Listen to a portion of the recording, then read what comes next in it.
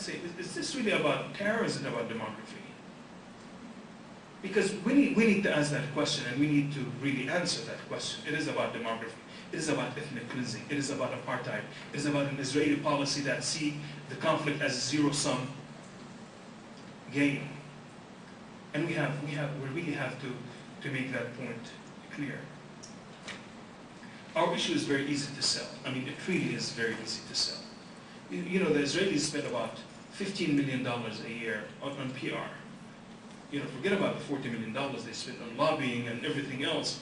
$15 million just goes to PR firms. If you notice, in the second year of the Intifada, or about the second and a half year in the Intifada, the Israelis started to use females, American females, who are Israeli soldiers, to be the spokesperson for the Israeli Department of Defense. And we saw the report, before it happened, we saw the report from the PR firms that they advised the Israelis that you need to start using females who speak with an American accent to speak to the American media about the Israeli army and its practices. And they're doing that. And many other things about softening the image of Ariel Sharon and so on. We, on the other hand, we really do not need $15 million for PR. We just need to talk about the lump sum payment by January 31st. We need to talk about the $10 billion that Israel just got last year, in the middle of last year, from the United States. $10 billion. None of it was in loan guarantees, and the Israelis have not paid the first $10 billion that they got at George Bush 1. They haven't paid any of it, and now they're getting, or they already got the second $10 billion. However, and this is another side that we can share with our neighbors and with our communities, the larger community that is not Arab and Muslim and people of conscience or people who are aware. About a month before the Israelis came to get the $10 billion, United Airlines was about to file for bankruptcy, if you remember, in the middle of last year. And they went to the president and said, we need some rescue here. Because of September 11, the business went down and they're really suffering big time. They're about to file for bankruptcy. United Airlines employs 80,000 Americans. And they said, we need $1.8 billion to float. The president said, no, we don't have the money. Next day, United Airlines handed out 17,000 pink slips. 17,000 Americans were without a job because the president would not rescue United Airlines. A month later, the Israeli finance minister comes to the United States, and what does he say? He said they need the $10 billion. And you know what reason he gave for wanting the $10 billion? He said that their economy is suffering. I said, my economy is suffering. I want a Princeton amendment for my home mortgage, where the bank will give me a grant that is not any less than what I owe in principal and interest. I think every one of us need that. But really, on a serious note, imagine that United Airlines loses that kind of opportunity to be rescued by the government, and imagine if we go to the home base of United Airlines and we put half a page ad and we say, why is it that you denied United Airlines $1.8 billion opportunity to rescue itself and rescue 17,000 families from being unemployed, and at the same time we give $10 billion to Israel? I think we have a responsibility. And that responsibility is great. Especially that now we're seeing, I mean, at first we're seeing a trend in the Arab and Muslim community. First we lost the Arab left.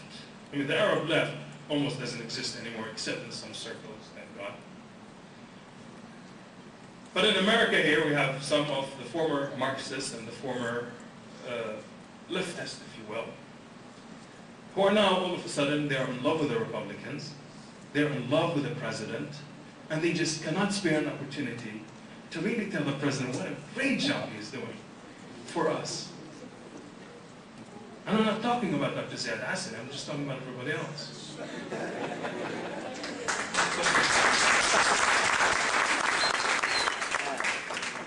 But also in the Muslim community, all of a sudden, we found some Muslims, so-called Muslim leaders, are going to those quote-unquote interfaith meetings that you and I would not even be invited to. And they come to Washington, D.C., and they hold a press conference, and in their statement they say that the bedrock of settling the Middle East conflict is the Geneva Initiative and the Nusayba Ayalon Plan. And those guys are calling themselves Muslims and Muslim leaders, and they have these big names next to them. I think you and I have a responsibility and an obligation, because first of all, to respond to those people, but really before talking about responding to them, the only reason that they exist because you and I are really not doing a very good job of presenting our case.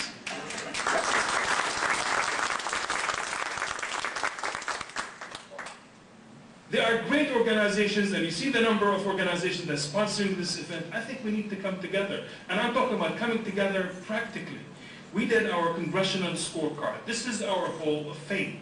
Those are the great members of the House and the Senate who did a very good job of supporting us and standing with us. But let me show you the Hall of Shame. A very crowded Hall of Shame. Let's see how your two senators did. I guess by your snickering, you know how they did.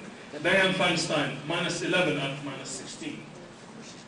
Barbara Boxer, -10. They have done a very horrible job. Brad Sherman, I mean, you have Brad Sherman here from California. You have Harry Waxman, -10. You have Howard Berman, -14, my goodness. And I think we need to hold their feet to the fire, and we need to come and really look at their record. How are they voting on different issues? And we need to call them to task. Brad Sherman said at the beginning of the Intifada, he said, we know who the bad guys are. They are the Palestinian mothers who are putting their children in front of Israeli soldiers so that they can be shot in order for them to get in front of CNN. That's Brad Sherman, that is your congressman right down the street. And I can only think of my 5-year-old.